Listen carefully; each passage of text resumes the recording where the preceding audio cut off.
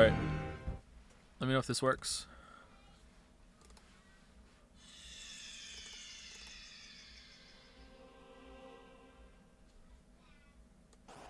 Witcher 2 Assassins of Kings was released in May of 2011, 4 years after Witcher 1 and 3 years after Witcher 1 Enhanced Edition. The game was well, it's because I have my headset off. Hold on. Reviewed quite well. Is the echo gone now?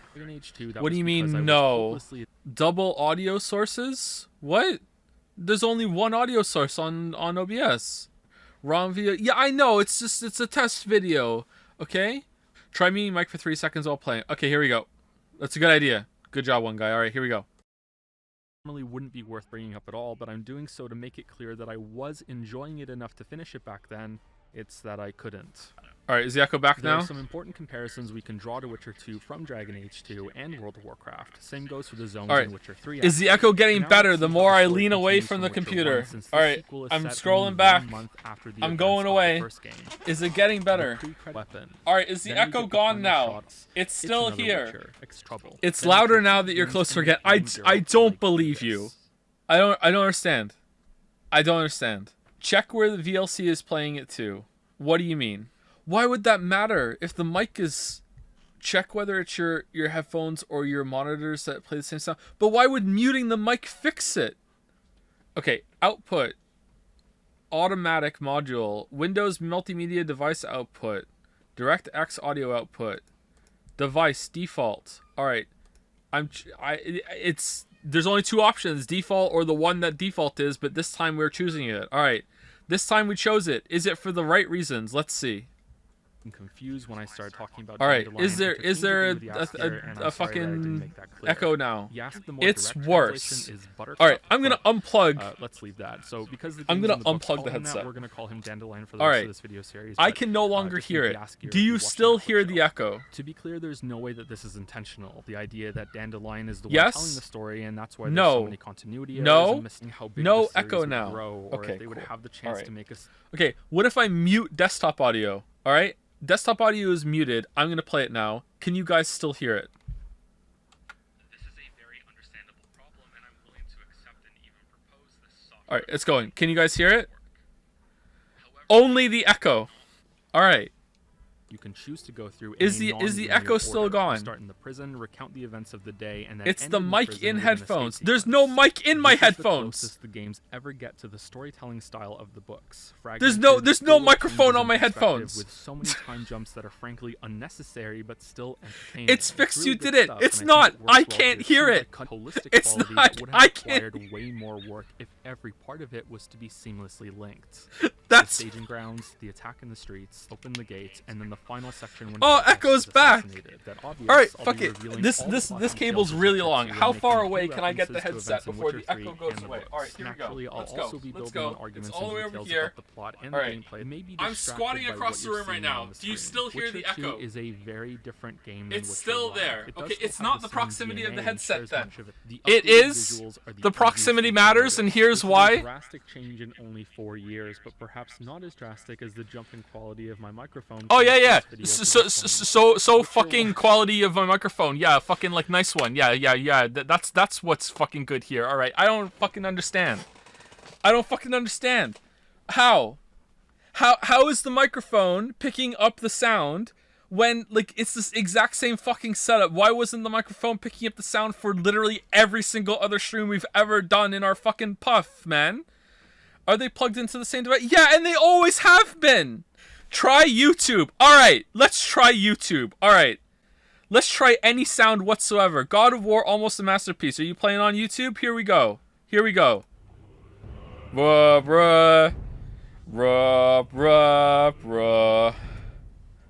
God of War is greater oh my than god! Now I hear the echo. Holy shit.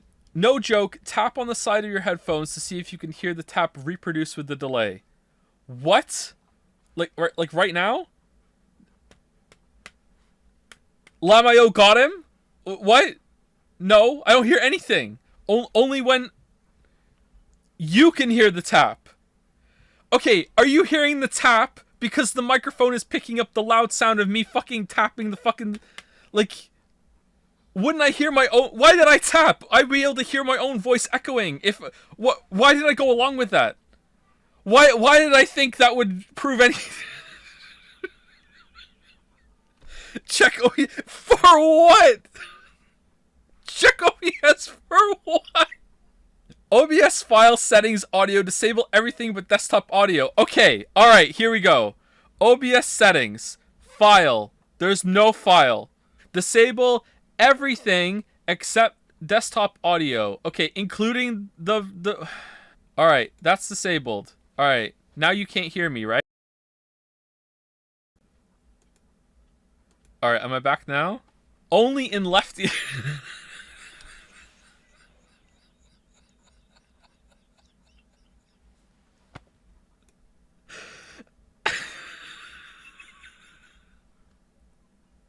Alright, is it better now? Alright.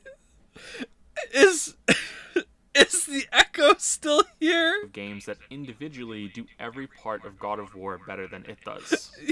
But I can't think of another. Yeah, alright, okay.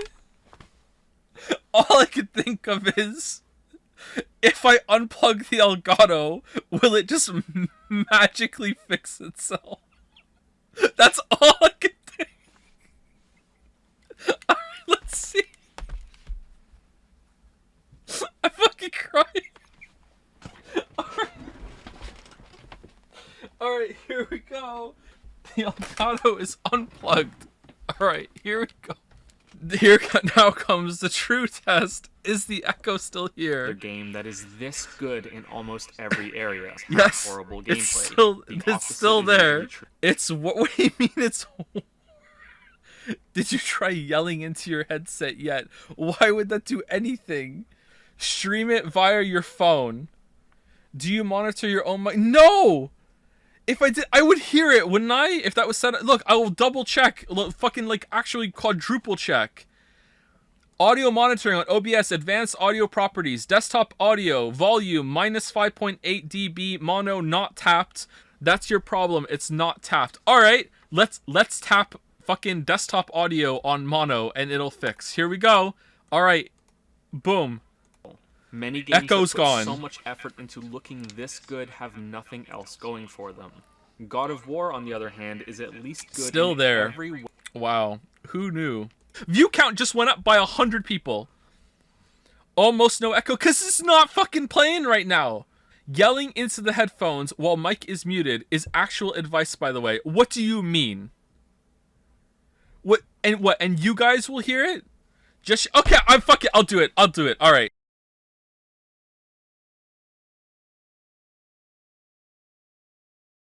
Alright, none of you said banana, so you couldn't hear me. Alright. Use YouTube app on your gaming console of choice. Oh yeah, let me go unplug the PlayStation 5 that's already hooked up. And go get the one I prefer. Connect your headphone in a different way. Why? Why? Go to the Windows sound control panel, maybe. Alright, I'm going. Alright, now what do you want me to do? I'm there. Look at microphones, I don't know. Thank you. Thank you for your help. For fuck's sake, Google it, not listen to chat. Google what? There's an echo on my stream. What do? I don't even know the problem. The echo exclusively echoes for your voice and not anything else in the video. As such, the pickup is coming from a mic with human speech recognition and is picking up that up from your open back headset. Okay, 1 second. We can test this. Hold on. Is there an echo on Kusoro tunes? Do do do do do do do do do do do do do do do do do do do. There's no echo. There's no echo. Hard to tell. What do you mean it's hard to tell? Yes, echo, you stupid chat. Okay, chat, I'm gonna trust the guy in chat who made the fucking song, alright? No echo. He made the fucking song. If there's an echo, he's gonna know, alright? He's like... Pick something else? What? He actually is. What do you mean? The guy is in the chat who made the song, and he's saying it sounds off, and you're all like, no, you. It's not the capture source. The desktop audio is the one that is fucking... But the problem goes away if I mute the microphone. No, it doesn't. Yes, it does! Sections have introduced Alright, you to a there's core an echo. component of Witcher's gameplay and Abracadabra, story. Characters echo's have going their away debut, right now. So do the concepts of magic and monsters. Joe, mute yourself when you play the video. Unmute when you want to speak. At Joseph Anderson. Upvote so he can see. Wow. Try seeing if a PC game has the echo. That's good. What I understand is, why does the fucking microphone, when it's muted, fix it? What game could we play?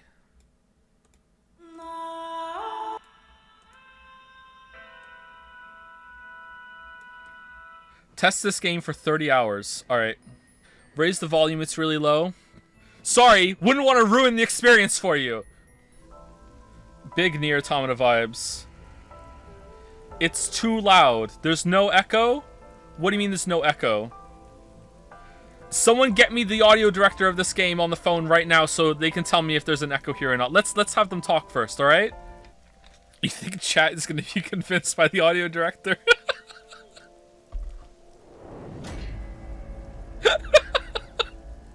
Alright, Monokuma, show up and fucking talk. This has gone on for 37 minutes. You have to change the audio output mode of your Elgato device inside OBS to capture audio. The Elgato's unplugged! We're not on the Elgato anymore! It's fucking... No, this is just fucking PC! Talk game.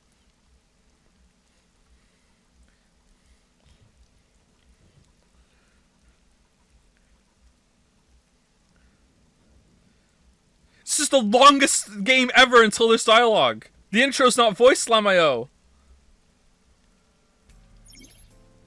Oh my fucking god! No! Fucking talk!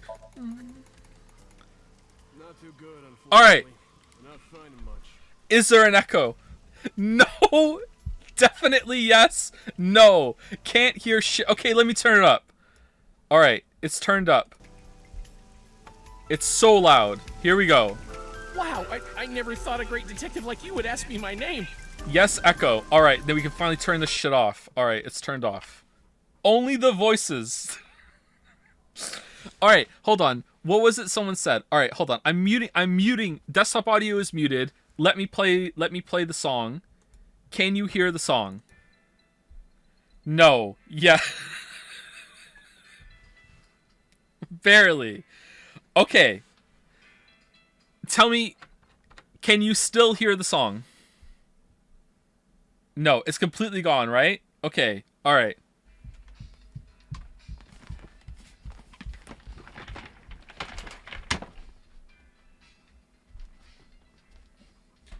Can you still hear the song? Can you increase your noise gate? You think I have a noise gate? Are you bumping your mic or something? No, I'm not. What do you mean bumping my mic? I'm doing what I always do on stream. I'm filleting the microphone while like vigorously rubbing the side of the headset directly into the boom. That's what I'm doing. Okay? That's what I do every stream. I'm like a cat that found a corner to rub its head on. That's how I always stream. Try restart OBS in the stream. Why would that make it so Why would that fix it that when I walk away it gets quieter? Clearly the microphone is now suddenly picking up the fucking headset. So mute output and then monitor it. I don't understand. Then you guys will be able to hear it, right? How are you hearing the monitor?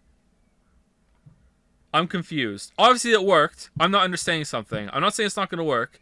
I'm just trust to it. I don't know how. This is not a lack of trust. Try unplugging the Elgato. It's been unplugged for 20 minutes. Plug it back in then. Replug the Elgato. We're not using the Elgato. Someone posted a diagram. Alright, cool. Where's the diagram? Here's a diagram of what I think is going on. PC, in and out, and then they're touching. Okay. Alright, how do I make them not touch anymore?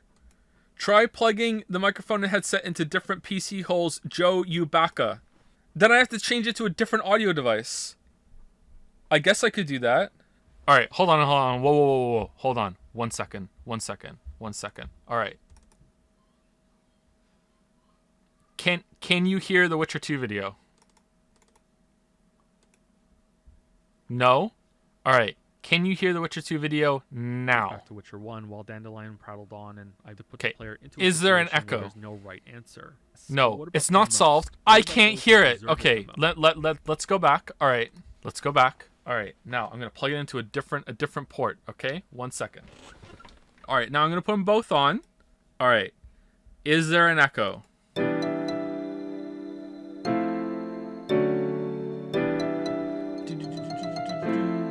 Okay, where's the mute everyone but Zoro? Basically, no. Okay, so now, is there an echo with the video? Meet up with her afterwards since Shillard saves her if you don't. Is it solved? Or is it that the audio is like half of what it was on my headset right now? Like, it's so quiet. If I put it back on and I turned the fucking audio down on the interface, would that be just as good? All right, there we go. I can hear it. You guys can hear it. Let's test with the Witcher 2 video some more, actually. H2, that was because I was hopelessly addicted to World of Warcraft. Sounds at the good. time and Turn was yourself pulled back up a into bit. raid Like, tier. which Witcher one? 2, the reasons are Which a bit Joe? more serious. My mother died. I You have only to- got you to the have to- second you have to chapter be of more Witcher 2 back specific. then, and I didn't. God of War is greater than the sum of its parts. Oh, It man, doesn't have old the best microphone combat sucked. in the games. Bad mic, yeah. All right, new one. What do you mean new one sucks too? New one is like, it's fucking what most professionals use. It costs like fucking like $600 or something. Every single person in every single podcast uses fucking microphone. What do you mean new microphone sucks too? What do you mean? I'm using it right now. In almost every area. Most games that have great stories have Okay, if I'm click on the window, it freezes in OBS. All right, I will try and remember that. Okay. Why? Why can't things just be easy? How to react to Andy's do this? Sorry, they probably have just display capture, and they don't have secret projects that they don't want to show. That's why. All right, here we go. God of War is greater than the sum of its Oh, parts. man, banger It doesn't opener have line. the best combat in a game, nor does it have the best exploration or story. True. It might have the best visuals and overall quality in its presentation, but that also comes at the cost of some performance problems. Dude, just be lucky that it's working. All right. There's no subtitles. We're not even watching on YouTube. I'm not putting on times 2 speed. No. Likewise, if you don't enjoy stories in video games and prefer mostly gameplay, there are long stretches of walking and climbing sections in God of War that have you doing nothing. Yeah, it's a Scenes that Sony exclusive, require yeah. only minor Man, look input how from you different and Freya concentrate on looks. Holy crap. Wow, they really made her look really like angry and haggard in Ragnarok, huh? Like, wow, look at the difference. Damn, they pulled that off quite well. screen, and many unskippable cutscenes, a cardinal sin in video games as far as I'm concerned. I got a lot of shit for that line, but I stand by it. thoroughly enjoyed Cardinal both. sin. My parting words of advice are to not play it on Give Me God of War mode. Still the true. game is best played on hard or normal. Yep. Still true. Yep. Good job, past me. I can enhance her for you right now if it so pleases you, son of a bitch. God of War joins the rank. All right, so here's a weird thing about this video, and I don't understand it. Again, it's audio issue. Okay, when I was making this in Adobe Premiere, the lines from the game were as loud as I was, and it sounded fine. But then when it went on YouTube or whatever, it was like so fucking quiet, and I don't know what happened with that.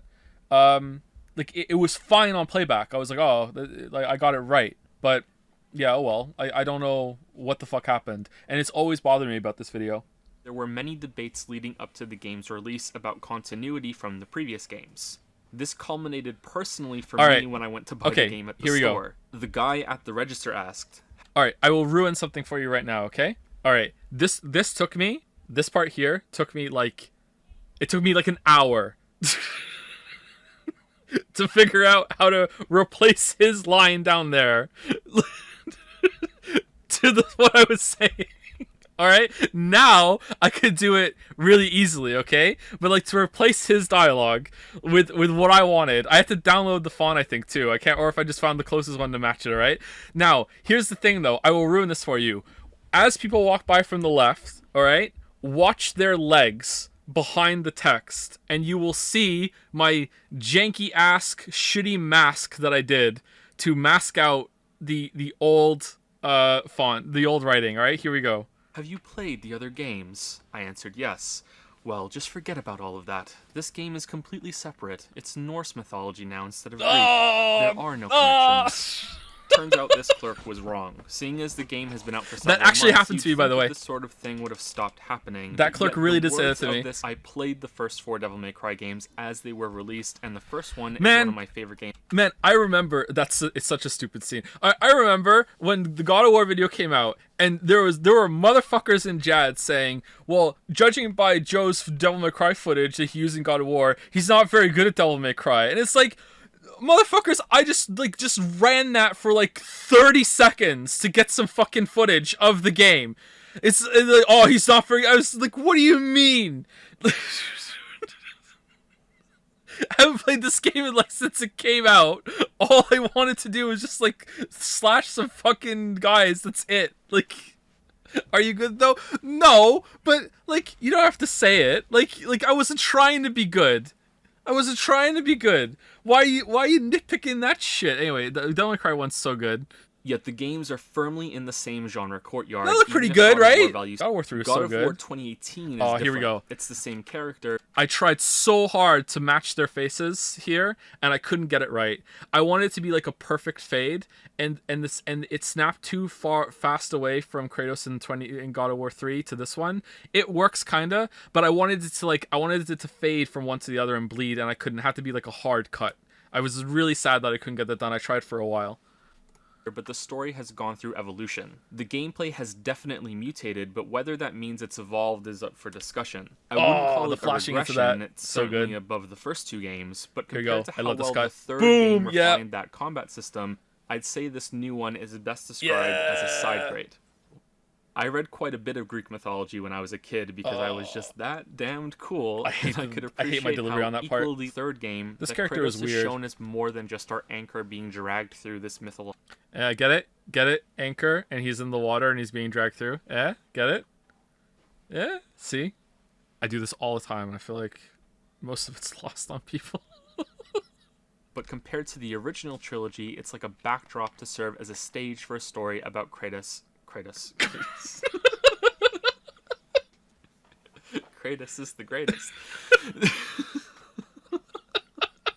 But along with Loki being a regular catalyst that sets off the conflict in many of the tales, Ragnarok is always there. It's looming, it's coming. A small detail here, or part of the ending there, or rolled up into that boogeyman monster that's waiting at the end of the imaginary book that will never hold all of these stories.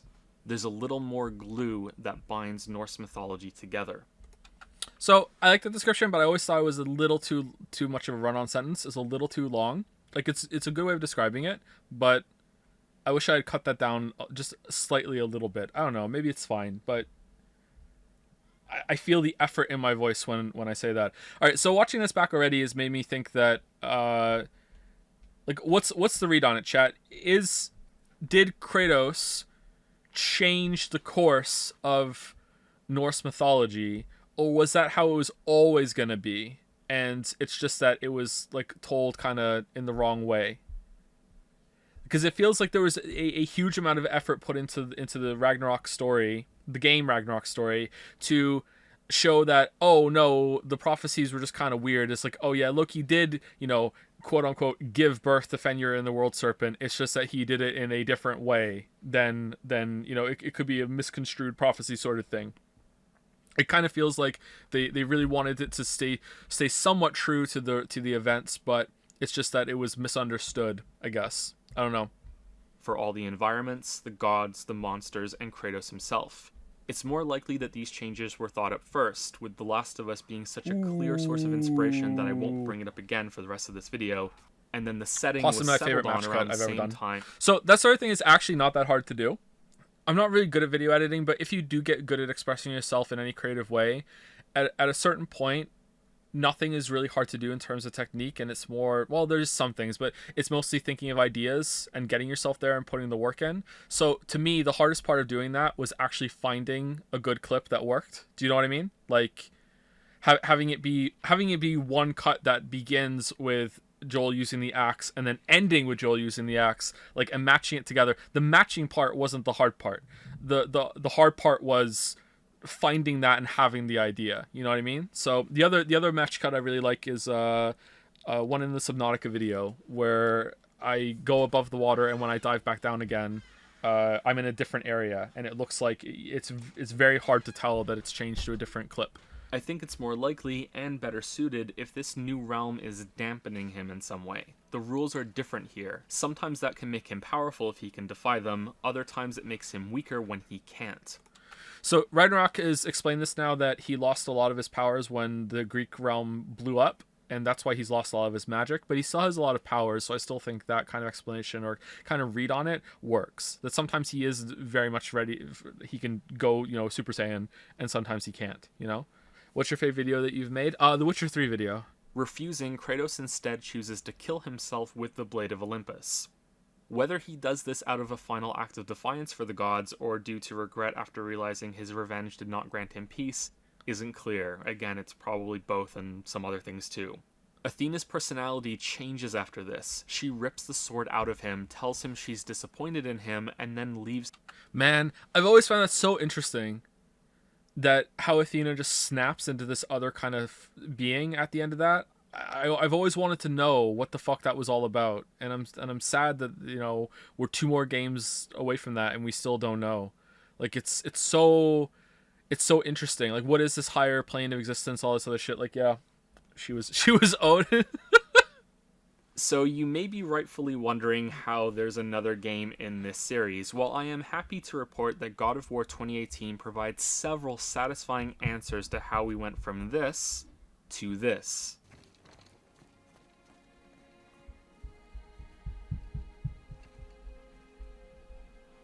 Look. Yeah, it doesn't. It's never explained. Of course it's fucking not. Now, instead of griping about this for 30 minutes, and let's all acknowledge that I could, I'm going to let it go. Let it go? He let go of the fish? This first game was sharply focused on Kratos and Atreus. Yep. The next game will pan back and increase the scope of the story. However, I want to make it clear that the games absolutely do have to provide answers for these questions. Uh-oh. Too much of the foundation from the original trilogy is used and called back for only some parts of it to be connected. That's not allowed. You can't just take some of it. It all has to come back. Against the rules. Story is not playing fair and is a cheap mess if these questions are not answered. Hiding Athena Number here. One. Number one, waifu number one. Survive being impaled through the torso with the Blade of Olympus. The size of it, the blood loss, and the huge scar. So I should have made it clear there that, like, he didn't survive because he had to like go to hell and claw his way back out of hell. He didn't survive, but he did come back somehow, you know what I mean? Like, he had to be resurrected or whatever. So I should have made that a bit more clear there, I think. Question number 2. Waifu 2. How did Kratos get to the Norse mythology lands? Was he taken there, or did he fall into the ocean at the end of the third game? Kratos can't die by his own hand. I see your pedantic correction there, chatter, and I will play my Uno pedantic reverse card. Athena pulled the sword out of him, therefore Athena did the lasting damage removing the sword. Therefore, ergo, Athena would have killed him, and therefore he could have died from that. Question number 3. Why are the Norse mythology lands unaffected Not number by the 3 damage anymore. caused? Risei's better than Hifumi for sure. Only one of these call me senpai. Alright, so let's talk about that then, real quick. So, apparently in an interview, Cory Balrog, who's the director of 2018, said that he views all of the different mythological realms as being on the same planet, and they are like different countries, and that each of the mythologies reigns over their own country, and they only have power there. I think that's complete horseshit. First of all, Tyr has to use magical powers to realm hop. I don't think Vanaheim and all the other places are on the same planet either, although I guess it could be, but I don't see that at all. I don't see how that could even be a part of the world tree if that was the case, and the world tree holds the fabric of reality together. But even if we do accept that they are all on the same planet, there would still be like significant fucking damage. Like, I can accept, okay, the sun doesn't go out, it's just the sky is permanently blackened. All right, so there's like this huge wound on the world that like has like no one can die there. There's no sunlight there. The sea is flooded there. Like, how the fuck does that work? Did it last for a little while? And they can answer those questions. They'd be like, okay, after like, I don't know, 100 years, like it calmed down. You know, it got better. I don't think he meant literally world. I think he did. I remember reading it. I have to read it again. I think he said that it's like a different country, and he in different countries, and like Kratos could just walk to Scandinavia. I'm pretty sure he said that, but maybe I'm misremembering. Yeah, I don't like this, and I still think they explain in a comic how he got to Norse realms. Apparently, it doesn't explain much at all. Just kind of like, oh, he got on a boat, but yeah, I don't buy it. Answering questions is good. Please do it. Don't make me have to rant for 30 minutes in the next God of War video. I'll do it, goddammit, but please don't make me. I probably won't. Only has one goal: raise his son to be better than he is. Unless the game is being misleading by not showing us some other secret life Kratos had away from the cabin in the woods, this is all there is to Kratos in this game. Alright, so does that hold up? So we saw a little bit of flashbacks with his life with Faye, and it still seems like his life in the early part when Atreus was born, he wouldn't even hold his son. It seemed to me that he was still like, you know, I'm holding back. I don't really want to be involved. I'm going to be bad for him. And he's just trying his best just to live a normal, quiet life. As the game goes on, like the conflict develops for sure, with him being like, okay, I need to raise my kid and I need to get him to be better than me. I don't want him. I see a lot of myself in my son, and I don't want him to make the same mistakes I did. But at the beginning of God of War 2018, he still seems to be almost exactly the same as we saw him when on the boat ride in Ragnarok, where he's like, I'm staying away from him. I don't want to be involved. I'm just going to be a negative influence, I think. So I think that mostly holds up. What are you doing? Now his guard is up. Only fire. Yeah, look at the difference. Only fire. When I tell you to fire. He's the same Kratos as before, with a new chance at a family and the realization that revenge reclaimed nothing for him. Honestly, that Kratos there in that scene shouting at Atreus is probably closer to the Kratos in God of War 3 than it is to the Kratos in Ragnarok. Like holy shit, like he's still, that's pretty out there considering what he is now. Obviously, he must have achieved some measure of peace to have loved Atreus' mother Faye and to have another child at all, but we don't get to see that. His life with her is only teased at, likely to be brought back briefly in a later game, but unnecessary for now when it's all about this journey with Atreus. Thank God I called something right. However, that's only the character. Got everything else wrong. One character. Combat in the older games was about juggling a few things at once, responding to the hordes of enemies around you, your position within each fighting arena, and trying to play I don't do that anymore. The new God of War has many options during combat as well. It's a very good system. It's almost great. But the main difference, outside of the obvious change of perspective, is that it's mostly a reactive system. It's pretty great. At first, this made it better for me since that's what I'm drawn toward. I think many others are also the same. I'm still like this, there's little room for experimentation once you get comfortable. You cannot express yourself through these combat mechanics, and the flashiest moves of all are scripted runic attacks that activate with one button press instead of capping off a combo. Yeah, that's a good point. The older games can also be played just fine in a reactive way. You can dodge, block, and parry enemy moves and then counterattack as much as you like. However, you can also venture into trying to string together new moves when you're ready between those moments. The option to find more fun is always there. The option to find more depth is always there. The new game doesn't really have that. So some people have disagreed with that point quite strongly, and they've like linked me videos of like people doing like crazy combos and shit.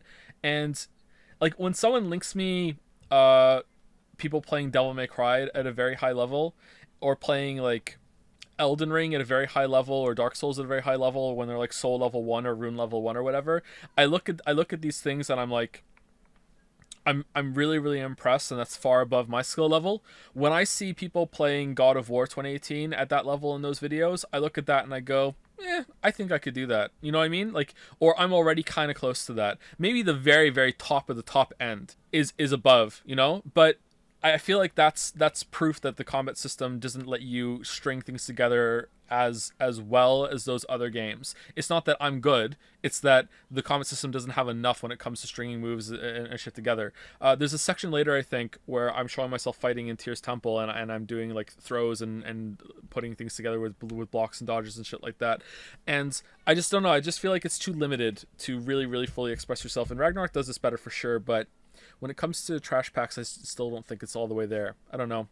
Kratos moves too much like a guy with a turret for a head to feel flexible during fights against large groups of enemies. That's true. I think it still feels that that way in fights Ragnarok. Are never bad. It's just that they have problems and are never as good as the smaller fights, especially when compared against the game's best bosses. Yep. The Same game thing is then. at a certain level against most enemies. Cycling through all 4 of your specials is enough to end battles before they begin. Yeah, and I have to spec This into it in section I'm Ragnarok for writing that. would read much differently if the game had Probably a better good compromise, enemy but now variety, we're but gonna I text feel also kinda hope I useless. wouldn't have been completely swayed by that. It's the other kind. Variety is so important. Nice. So sometimes I let the characters in the game play a little bit, kind of like, you know, when you're reading an article and there's like a little bit of like a little excerpt that's in larger text that breaks up like the flow of the text on the screen, sort of thing, and it's like, oh, there you go.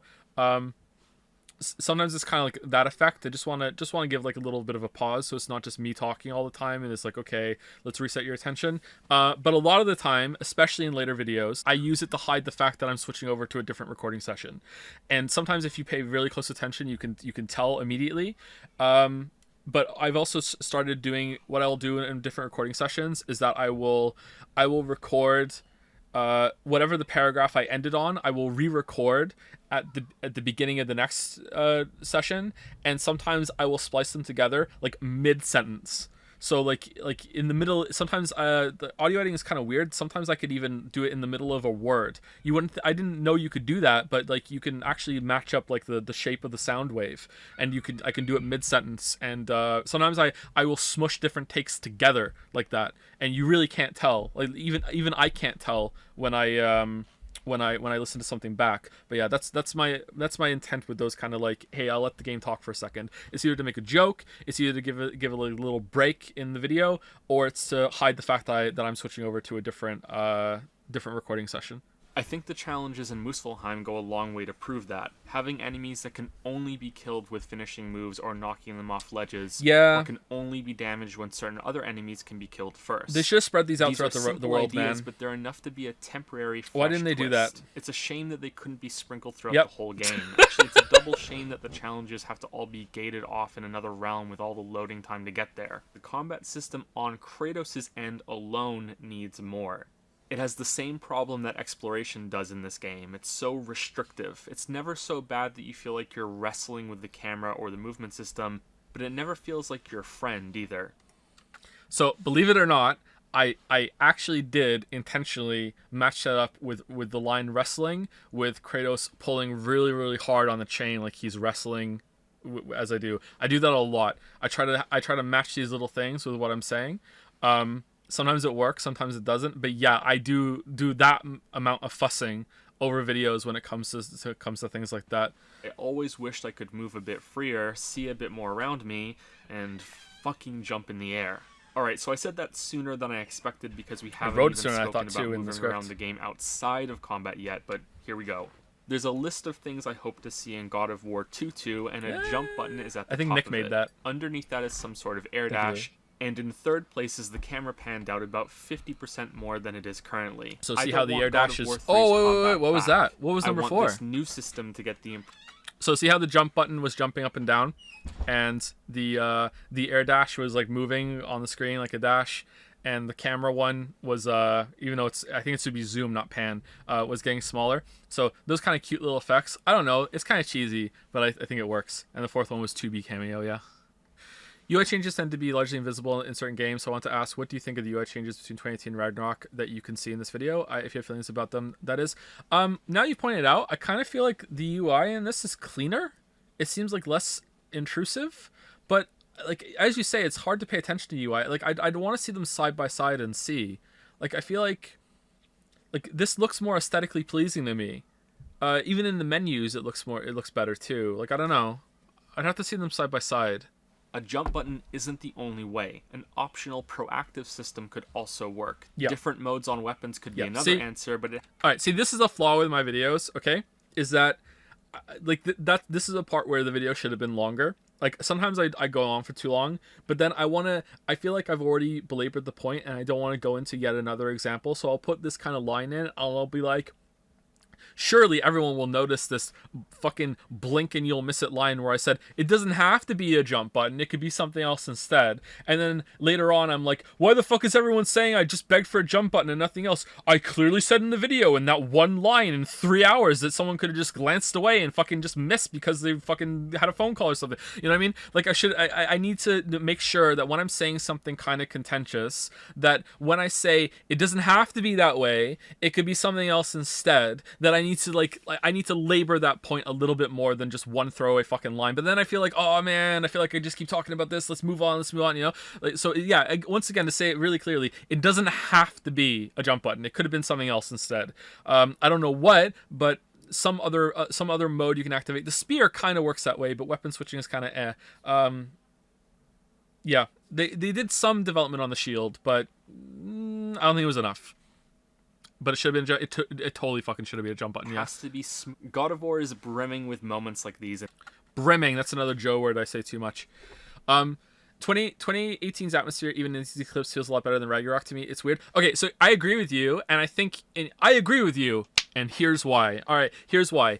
In Ragnarok, you see so much more of the world, and the verisimilitude, there you go, I used a big word, is damaged because the attention to detail didn't didn't match the scope being increased. So the problem is that in God of War 2018, you are isolated on purpose. Kratos has purposefully picked a place where he's going to be left alone. He wants to be a hermit, and it makes sense that you're not seeing many people, not seeing much life, and the world is like this mysterious, big, dangerous place, and you're trying your best to just go under the radar and everything.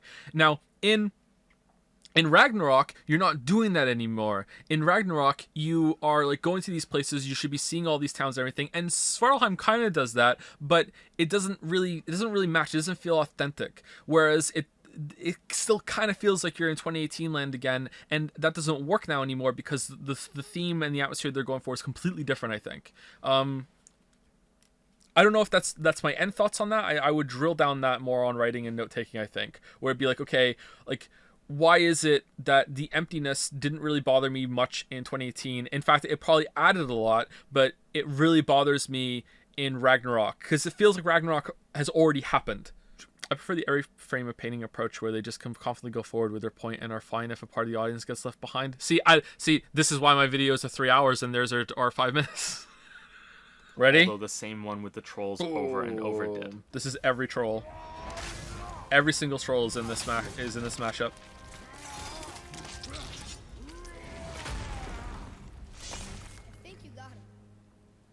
The visuals often work together. And I ended on that one because the boy says, think you got him. I think that... How long did it take you to line that up? Again, not as long as you probably think. I think that probably took me maybe around an hour. If I did it today, I could probably... around maybe an hour of fussing because I was really slow at it, not including finding the footage. If I did that today and I had all the footage in front of me, I could probably do it in about 10 minutes. Like, I'm a lot faster now. It's the same animation, so frame by frame. So, if I remember correctly, there were these weird little graphical glitches in some of the parts of it that I didn't want to jump on the switch frames on, and sometimes the timings would be ever so off, and so I had to find a place where they synchronized enough that it would work. So yeah. So again, the difficulty there doing it is not actually execution, although it was a little bit difficult for me back then because I wasn't really used to doing that kind of level of editing. The difficulty was thinking to do it, you know? The dragon fight is the best example. At first I didn't like this fight at all. I played the game all the way through 3 times. First on hard, then normal, and then on Give Me God of War. Yeah, this fight and I sucks. enjoyed this boss much more on the later runs. No, you didn't. I do wish that the game had more bosses. Visual feast of this encounter are enjoyable. Oh yeah, I forgot about that execution. I wish I could Holy say shit. the same thing for the final fight in the game. Oh, this is the when cut new there. God of War brushes That's so closest smooth. with the Holy old shit. one. This last fight on the gameplay side is a rematch with the first boss. He has a few new moves and demands that you switch weapons when he switches forms, but it's mostly the same and a disappointing conclusion. A source of that disappointment may also come from how good the first encounter is with Baldur and how excellent the opening of the game is overall. It's one of a handful of parts that deserves a close inspection. This video has a spoiler warning early on, and I have mentioned some details already, but I do like to give a second warning later. The birth of the double spoiler warning. So same situation with Thor. Yeah, it is, but they had another fight after Thor, which wasn't, like, awful. I didn't really care for Phase 2 of Odin, and it wasn't, like, the best fight, but at least they had something, right? I wish it had gone a little bit further, obviously, because I always do, but it wasn't the repeat of the same mistake because there was something else afterwards. If you're like me, you'll also wonder why they chopped down this specific tree instead of one that was much closer to their home, which comes back later and actually has an answer. See how good it is when games do that? The fuck was that? At the cabin, we get one of the few moments in the entire game where the cameraman breaks Why'd I do that? and follow through it, even if it's only subconsciously. These two feel like downright strangers at the beginning of this game, and I think that's too extreme. They must have interacted more regularly before this than the game suggests. Apparently not. When you replay the game after beating it, or you just remember after progressing enough for the big reveals near the end. The stranger isn't talking about Kratos, his origins, or his past murders. He's actually mistaken Kratos for a giant since that's what Faye was, and her Is Baldur the only god that Kratos is taller than? How taller? Like, I was thinking Ragnarok, like how like fucking short Kratos is compared to everyone, and how it's weird. Everyone towers above him, you know, like Heimdall, yeah, he's taller than Heimdall. Look, he's not fully grown, man. Baldur is a godlet. Isn't Kratos taller than Odin? I can't remember. Is he? Is Odin taller? I really like this still, by the way, how it works on multiple levels. I never agreed that Baldur thought Kratos was a giant. Majority of Greek gods are bigger than Kratos. No. He doesn't think he's a giant because he's taller. He thinks he's a giant because he's sensed a giant in the area. He's not... Baldur isn't here for Kratos. Baldur's here for Atreus. Baldur just doesn't know that Atreus is the giant. Baldur just knows that there is a giant in this house. And then when they open the door... It's like, oh, okay, this is who I'm here for.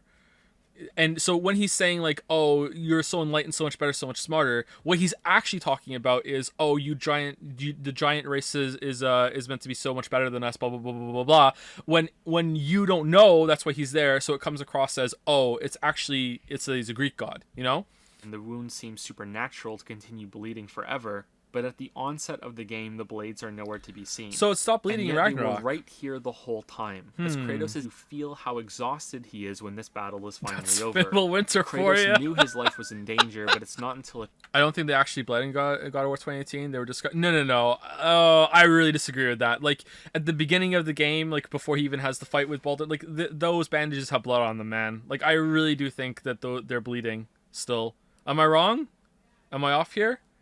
Why would they be red? Could be wrong, I guess. You leave the area by climbing through the rift that was opened during the fight with Baldur. Remember this, it's very important, and we'll come back to it later. How did this happen?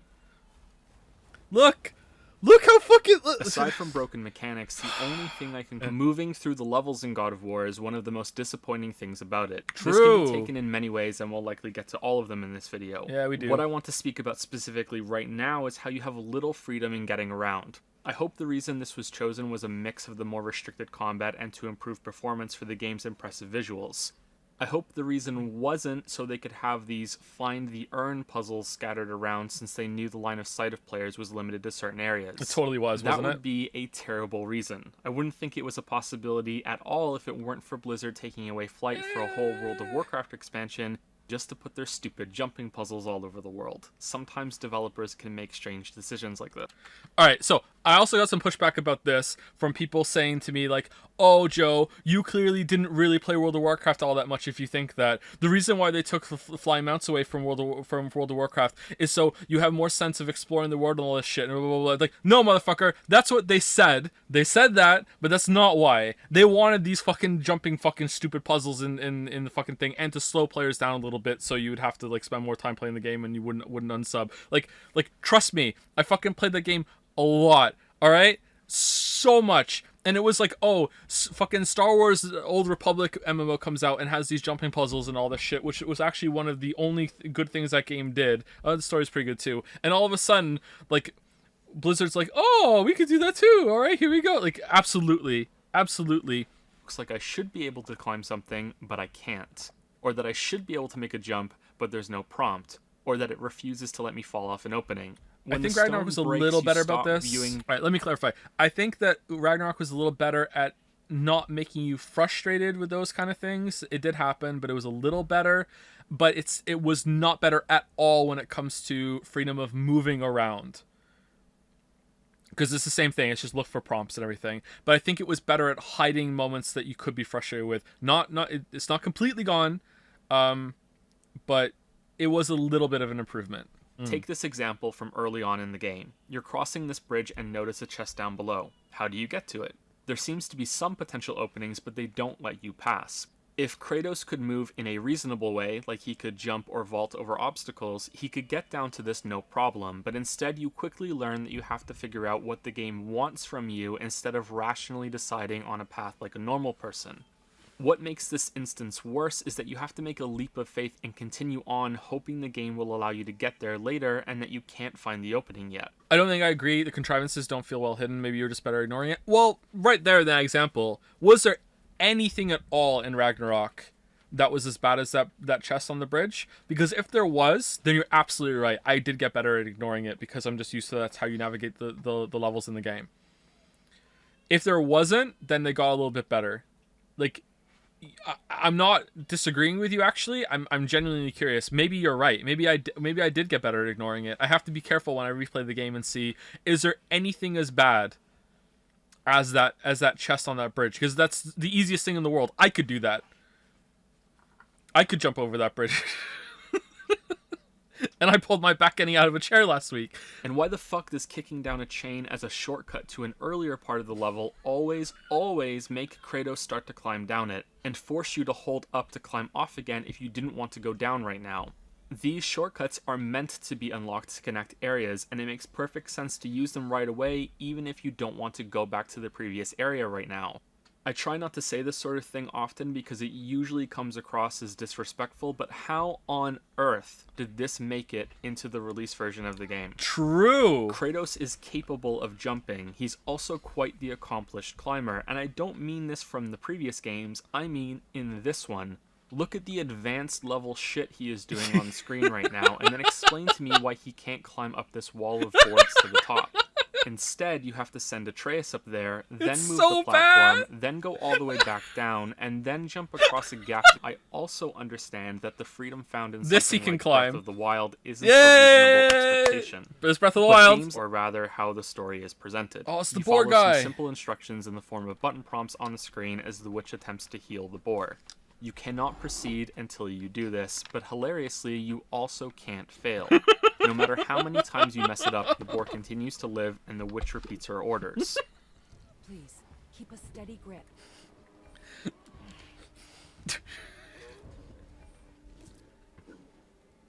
Grab and hold the left end of the tideway. Father, please. I have no idea who this type of thing is for, especially because it's not a cinematic. You can't pause and skip ahead, but even when the game is in more traditional movie mode, you still can't. Alright, so two things. This is a comment I want to read. Does reboot Kratos with his beard looks weird? Yeah, it does. The Norse beard looks way better. Like the Greek beard looks really fucking weird. Yeah, I don't know what they're going with that. Second thing, I paused it mostly to ask the question. Can you skip this now? Like, even though this isn't a cutscene, can you skip the walking by pressing a button and it'll skip this walking part? I just played it. Oh my god, you can't? Oh no. Well, that sucks. It can't cut away and have the scene jump forward past the boring stuff either. It must have taken a lot of work to match all of this up just right, and to have parts that you saw earlier take on a new meaning the second time now that more water has lowered. It's a shame that it takes so long to get around, because it means that it's way more efficient to wait for that second lowering of the water before exploring, but the change is also so significant and interesting in how things all fit together that I wasn't annoyed when I had to do it all again. If Odyssey's worlds went through big changes like this, I would have been positive about returning to them for more moons later. How long did it take you to record Odyssey and Breath of the Wild footage? Not very long. I just found some mods for it, I think. I still use the same recording session today. I have like some files I've just never deleted of me just messing around with that. That was Odyssey though. Yeah, back then Nintendo would copyright anything in the games on YouTube, and honestly I don't even believe them now. I think they would still do it, so I just won't I won't risk it forever. And I also just love the joke, so. I'd like to quickly go back to my list of hopes for the sequel and say that it will be beyond disappointing if all of these moves are taken away at the beginning of the next installment and have to be earned again. Please use this full tree as the baseline and build on it with new stuff, or even better, revamp this. Please don't have Thor show up, break the Leviathan axe, leave Kratos half dead, and make the player regain all of this power. Well, at least that didn't happen. You have struck gold with this combat system, and there's platinum only a little deeper down if you keep digging. Get it? I've said this before, and I'll unfortunately have to say it again many, many times after this. Names for stats don't always mean the same things across games within the same genre. Health can be called just that, or HP, or vigor, or even stamina in some games. There's no standard, and it will always slow you down. I don't like it in God of War. I don't like it in why Neo. I'm far more accepting of it in a pure RPG that has character build. I didn't want to say Dark Souls for the whole video. That's why I put the censorship bar over this. I forgot about that. Okay. These enemies were so much higher in level than I was that they would kill me in one hit. Naturally, this made me curious to find out how damage is calculated. If you've watched all of my videos, you are now thinking, oh no, please don't say it's like Breath of the Wild again. It's like Breath of the Wild again, sort of. It's not as bad, though. I experimented on them on all of the difficulty settings, crafted many sets of armor with different stats, yeah, I'm not doing this Ragnarok. To a few disheartening conclusions. This took in the like interest a of whole fairness, day. I want to state up front that stat numbers were difficult to control in a precise It took a whole day for Gear me to with do this. specifics. Only First a off, day. the threshold... Only a day of being in this room, switching gear with a fucking notepad in front of me, writing down what all of my gear was, all of my stat levels, all of the damage numbers, setting a baseline to set up like, okay, how much damage did I take? Looking at the fucking like it was a long day. It was so bad. I'm not doing it again. No, fuck this. I will check to see if level matters, but I'm not doing like armor and stat increases in defense to see if it's subtractive again. I don't give a shit. Going from 138 defense to 142 reduced the attack by 3 damage. When I increased it again by another 4 to 146, it reduced it by 4 damage, but a second hit at the same stats showed a 5 damage reduction from 4 defense. So I'm guessing there's a breakpoint or a fraction being carried over somewhere in these calculations between hits. Look at that. The way this That's system clear. works means that stats How can you not largely understand be that? ignored throughout the game. Level rating is all that matters. So if you have something that's a higher level, even if it has lower stats, you should put it on. You want to put on the highest level gear and enchantments as possible because the reverse is also true for enemies. In these clips, I'm now level... I'll be real, I just tuned this part out when watching the video the first time. I'm tuning it out right now and I made it!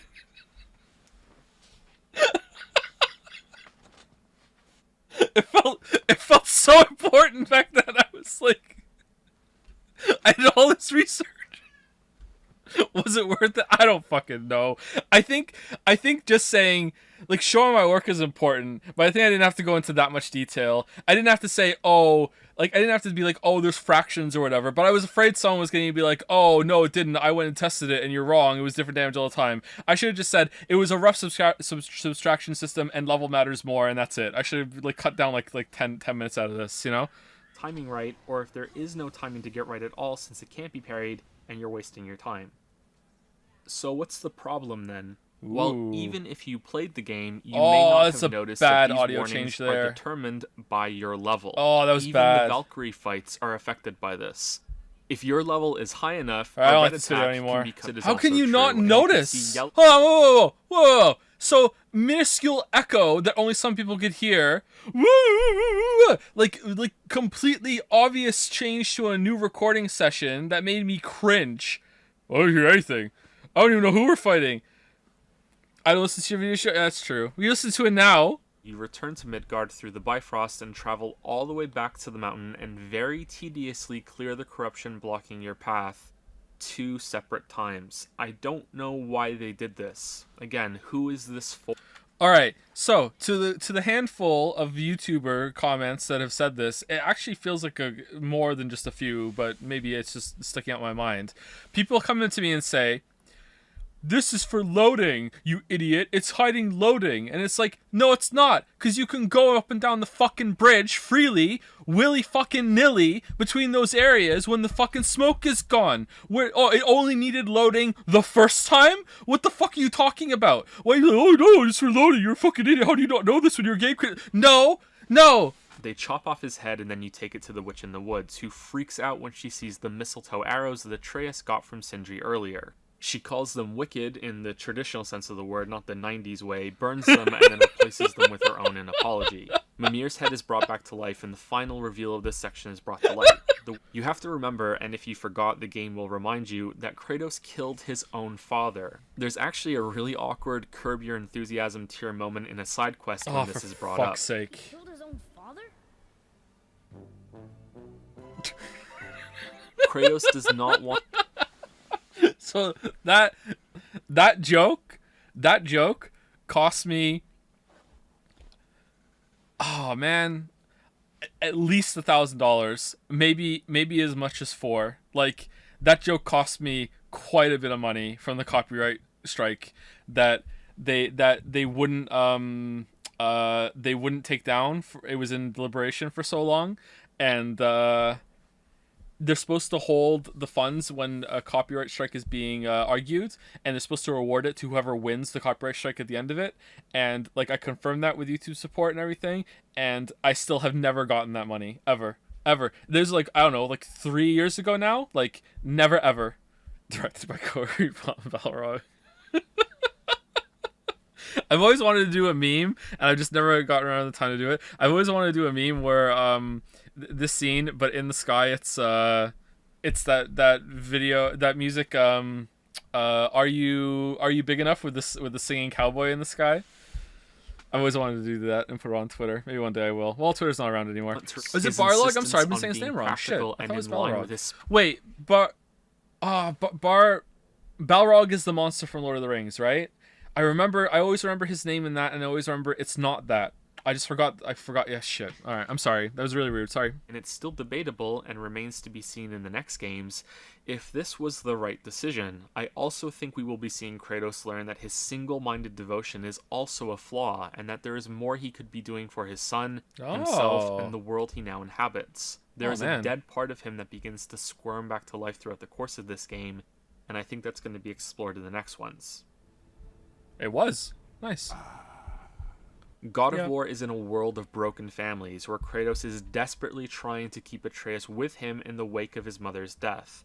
And this should all end up being really cheesy, like the thief who stabbed his father in the back, or the ghost that wants you to pull down a statue of Thor to avenge his family. But what sets it apart is the quality of the writing. The conversations Kratos and Atreus have during these side quests is never like a formal sit-down with a warm script to follow and all smiles like, I think I learned something today. Instead, they're So I think Ragnarok isn't as good in that regard. I think that I want to replay 2018 to see if I still agree with this, because I can't remember it. But if what I'm saying right now is true, I do not feel that way about Ragnarok nearly as strongly.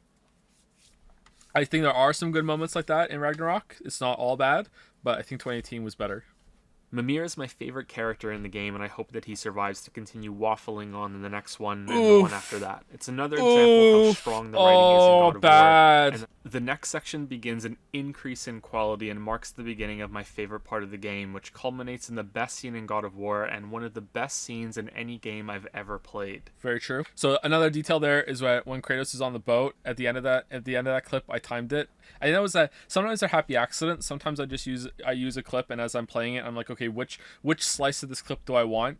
Sometimes I'll notice something and it can relate to what I'm saying. So normally I don't lavish praise on games like that. So at the end of that clip there, Kratos, the lightning goes off and Kratos kind of looks like, what the fuck is this? And that's supposed to be like maybe the audience's reaction to me saying, I really like this part. And you'd be like, what the fuck is this? Joe doesn't like games. What the fuck? So like little things like that sometimes I can make something work in the context of what I'm saying.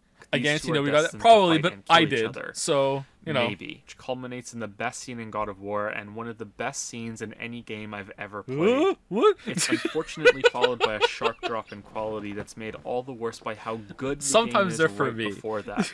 Deserves some attention and credit. So, crit picking? Crit picking. Yeah. Critics picked out good moments. I think that's fake laughing. The reason why this is a good place to start this Bad list is take. that when Kratos carries Faye's corpse out of the house, he turns so the body is passed through the door at an angle without colliding with the frame. In most This is sadly extremely rare. I guess like Red Dead Redemption 2 does that well, doesn't it? I remember that. Naughty Dog games do this too, but in most games it's like just straight through. Who gives a shit about some clipping, right? Yeah, sadly rare. I understand it's difficult, but yeah, really like that. That God of War is exceptional among games for doing this not only shows how much praise it deserves, but also how bad the writing is in most other games. Had to get my dig in on the whole fucking game industry there. Here's a big compliment, but also fuck all you all. So fucking backhanded. I mean, it's true, but god damn it. The fight against Magni and Modi is the opposite. It's a mix of reactive and proactive combat that shows you just how... So I think I match cut Kratos' role, and sometimes, depending on the perspective, these have absolutely no effect. Sometimes I like matching different actions. There's probably been a couple that I've missed and I've forgotten about in this video because they don't have full effect. But usually, if I end a clip with the character doing a certain attack or doing a roll or doing a block or whatever, I will try and have them in that same position in the next one and see if the effect works out. And sometimes it does, sometimes it doesn't. Yeah, this is what I mean by fussing. And I never used to do that. Never used to really know how to do it, but now I do it quite often. Sometimes people think No I retinas, have a giant bias for difficulty. I'm not talking about challenge. This fight is one of the more difficult ones, and while I enjoyed that, it isn't what I mean here. The jump between God of War 1 and 2 wasn't enough. A similar baby step in the next game won't be sufficient here either. Yeah. I think there's something so special here, please don't miss it. Yeah. To show how dull this could end up being, you need look no further than the worst part of this fight we're currently on. While cool in concept, these breaks in the what the fight fuck when do you I have to know, block though? the right place are glorified quick time Everyone's events loving it. and feel only one step above that part we had earlier when you held down buttons to help Freya heal the boar. Which makes sense because they're both boring, even viewed as a breather or as a way to raise it. I like doing this kind of commentary. I like doing the play-by-play with a lot of like heavy, like, here's what's going on. Like, I'm summarizing it, but like I would say like the summary is like what, like 20%. Like I really like doing this in videos, but it is kind of a long section. I can see why people would just dismiss it as recapping though. This may sound trite, but it took a lot of courage to put this in the game in the current way that it works. The blades come so late that many fans will have become upset by now. Yeah. Why has Kratos changed so much? Where are his signature chains? Why am I being stuck with only one real weapon? Why am I babysitting this kid? It led to this moment that is made all the stronger for how deep you're into the game when it happens. I am stunned that a AAA game took a risk like this. Okay, any moment in Ragnarok that was as good as that? The Thor battle I really enjoyed, but that was like a repeat of The Stranger. Was there anything in Ragnarok that came close to that? Getting the spear was cool, but it was more like it's a really cool weapon, not a really cool moment. Beer I don't think there was anything that came close. I feel like if they really did a good job with like the prophecy being dealt with, and they could have nailed it with Ragnarok, the battle at the end. I don't know, man. I feel like there's nothing that comes close to it. That was a lot of praise. The game deserves it, but it's probably making you all uncomfortable. That's not what you come to this channel for, right? So let's snuggle back to the warm, safe cradle of criticism by following that up with this. The game fucking plummets in quality after this, and while there are some great moments here and there, God of War misses nailing a great ending. Don't misunderstand me, the game rarely comes close to terrible throughout this last stretch. It's just that it fails to come anywhere close to the standard set by its best moments before this. Or it could be that the game, just like this video, ended up being too long and is stretched a bit thin. Yeah. Gotta have that It dig could in. also be fun. Video's if trying long, out am a I new right? weapon the game is quite ridiculous when mapped out like that. From your first Well, departure why does the from map look home, better, you progress too? in the order of What the stumble fuck? upon Freya's house, go to the Lake of the Nine, climb the mountain, go back to the Lake of the Nine, go to Alfheim, climb the mountain a second time, go to Freya's home again, visit the giant's frozen corpse, go back to the Lake of the Nine, go to Freya's home a third time, now go back to your home, journey through Helheim, go to Freya's home a fourth time, explore the sublevels of Tyr's Temple, climb the mountain a third time, go through Helheim a second time, explore a different sublevel of Tyr's Temple, a short detour with the World Serpent, then face the conclusion at the giant's frozen corpse, which is then followed by going home again. Alright, so Ragnarok really didn't improve on that, and maybe possibly did it worse, even though they have a lot more variety in locations.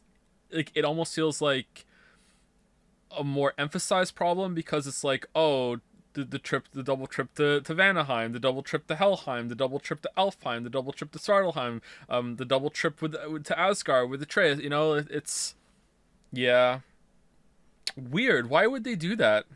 The double trip to Asgard is the worst one yet. Not all of them are bad, because you start in different locations. Svartalheim was good to go back to, and there was a long time between the two of them. Helheim is just, yeah, you do go to different locations. I guess that makes it a bit better. But the Helheim visit with Atreus, since the one with Kratos is a bit short. I'm gonna have to judge them case by case. And the trips to Freya's house aren't that bad. But nevertheless, there's quite a bit of repetition. It's unfortunate that encounter variety also peters out when you get the blades. Why? The Valkyrie fights are a lot of fun, the last boss has a cool visual twist, but the rest of the game becomes samey. It spoils the killing spree the game could have been on for a few hours of its runtime. Should we talk about the trolls now that we brought them up? This is probably why the not? best place. This issue isn't quite as clear-cut as many have stated it to be, Delivery in on my that line opinion. wasn't very good. The most common man. complaint I read about the game's use of trolls is that there are too many of them. This See, isn't true. All right, so this is why those lines are bad, and I don't deliver them well, is because I'm acting. Because I'm acting like, oh, the script is just naturally going there, right? Well, here's the thing. The script is just naturally going there. As I'm typing it out, I am like, okay, there's an exit ramp here. I want to address it. Should we talk about the trolls now? Yeah, that's fine. I want to be conversational. And then when I like read it out, like, the writing was authentic. It really was I want to do a little bit of like improv writing here. Here I go, boom, boom, boom, boom, boom, and I want to keep that in. But then when it's time to read it, it's like, well, it's already set in stone. So now I have to do a little bit of acting, and I can't act. You know, so it's not false improv, but it comes across it. So I don't like the delivery of that line, and some like it. The feeling when a troll shows up at the end of an area is not, oh damn it, I have to fight another troll. It's, oh damn it, I wish there was a different boss here. The issue is not recycling. Okay, so I think that Ragnarok did this much, much better when it comes to the main story, but I do not think they did this. It was still better, but it wasn't like bigly better when it comes to side content. I feel like we fought a lot of those fucking little Drekkie guys, man. Like, the Drekkies got really tiring. I don't know if there's another boss that got tiring like that too, but the Drekkies for sure were overused. Maybe the dragons so close together, but that was an area with dragons in it. I wish there was, like, you could have spaced the dragons out. The dragons were a pretty good fight. Toward the end of the game, we fought a lot of dragons in quick succession, because that's just how it happened to be. I'm not sure about one of the other ones. There's another boss that we fought a couple times, but the Drekkies for sure were overused. Hold on, did Ragnarok introduce any new enemy that's on the level of the ogre? Like a bigger enemy that walks in? I don't think so. Huntress is a mini boss. I mean something that's not a mini boss, but it's like top tier, like hefty enemy that walks in. Yeah, wyverns. Yeah, wyverns are one. Is there another one like that? Wyverns don't feel quite as hefty as trolls, but they're there. Or sorry, ogre. Sorry, the centaur is a mini boss, I think. I would have fought a couple more centaurs, to be honest. The Einjahar elite. Yeah. Okay. Yeah. There maybe there's like two. There's nothing wrong with fodder. In fact, I think the next game may want to include an even more fragile, horde-like enemy for some encounters. And the but it monkey has to be paw complemented curled. by more substantial threats. A few more flying enemies that require weapon throws would be good too, sort of like a flying revenant. Oh as yeah, would be they holding did some kind of do a those enemies flying since the last revenant. I quarter like that of the enemy. game. God of War 2018 has some trap rooms. Rarely there will be enemies nearby, and I can only think of one time that I was ever encouraged to use the environment to my advantage, and it was right at the beginning of the game. Even the maze section... Okay, so Ragnarok absolutely made enemy arenas more complicated, and they made movement between the different levels better, and they also gave plunging attacks, and you can run off of the ledges and stuff. How to use a context button. You can use chains to get around. They absolutely made it much better for that kind of thing. However, the movement is still kind of stiff, that you're still kind of incentivized to just stay in one area and just parry and just take the enemies as they come to you. Like, I didn't really feel like I was getting a lot out of moving. Although when I forced myself to move, especially in some of the areas in Vanaheim on the second visit with the Anyahar soldiers, I was having a good time. But I was like, there wasn't really a big incentive for it, other than I want to try and have fun here. But I guess that's not the worst thing in the world. But I don't remember there ever being like a good use of traps and the like in environmental hazards in Ragnarok. Am I wrong there, or is there a part that I'm forgetting? It was ice stump and tree swing. Are those traps though? Those just feel like interactable things you can do, and there weren't that many actually. Big Rock, yeah, those are fun. Definitely positive inclusions, but I don't think there's like movement traps. Actually, there's not that many traps in the game at all. Where the fuck did that look at the fucking buzzsaws on the screen right now, and the fire turrets and shit. Were there any? The plants, yeah. The plants don't really attack enemies though, but yeah, there's plants, okay. Panels that bounce your X. Those are things you can interact with, but that's like a trap for the enemies. I guess I didn't really use them very much.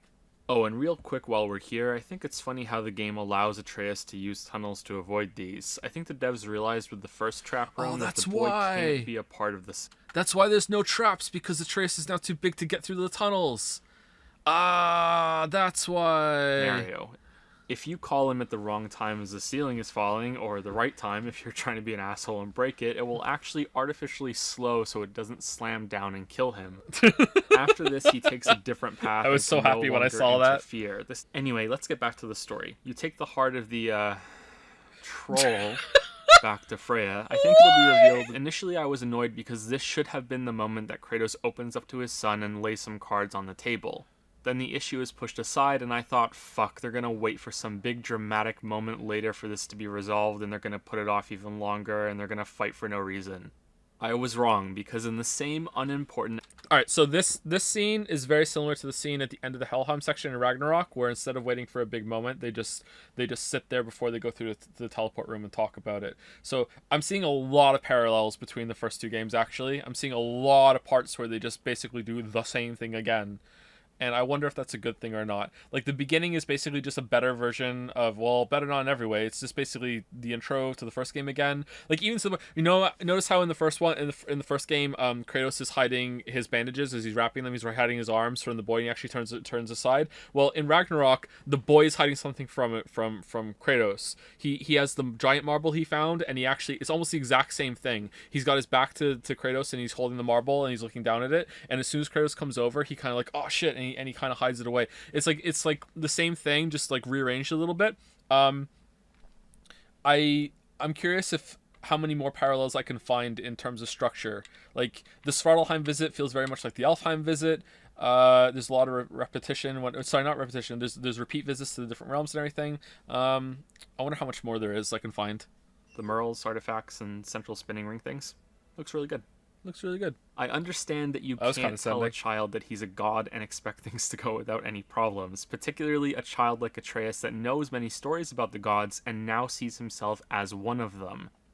But the switch that goes off in his head is taken to a ludicrous extreme, considering Kratos and Mimir are both stressing temperance the entire time. And then the kid becomes a spiteful monster, for no fucking reason. Whitehead, we know better. Sounding more like your da by the moment. Whoa! I will provide two pieces of defense for the game before proceeding with condemning it. The first is that you must view everything that has happened so far through the perspective of Atreus before you judge him. Kratos has been cold and disinterested with everyone they have met throughout the game so far. He dislikes the dwarves, he begrudgingly speaks to Freya, He is always telling Atreus to mind his own business and not to concern himself with the plight of others. The standout example here is in Elfheim with the warring elves. We know that this is because Kratos is devoted to only his son and does not want any distractions on their journey. And more importantly, he does not want to inadvertently get themselves tangled in a conflict that could get the boy hurt. Atreus doesn't know this. So he retroactively understands his father's actions as a god just as arrogant as the others, who thinks himself high and mighty and so far above the petty squabbles of the little people. We do what we please, boy. No excuses. It is his nature to do harm. Oh. That's just what Mom used to say about the gods. The lives of men mean nothing to the gods. I know, Father. Man, making some really good arguments in why Atreus will start acting out, huh? What the fuck am I doing right now? First off, Atreus cuts open his hand and draws this rune in his own blood for Kratos to follow. This receives no comment or response. This is the same So, two things there. The video kind of glitches out there, and I don't know why. That was in the recording. It wasn't in the video editing when I put the video together. There was something wrong with the actual raw footage there. I don't know why that happened. Secondly, it's a pet peeve of mine, and it's gotten worse since I played this game and made this video. I hate it when it's like, oh, we have to do a blood pact in media.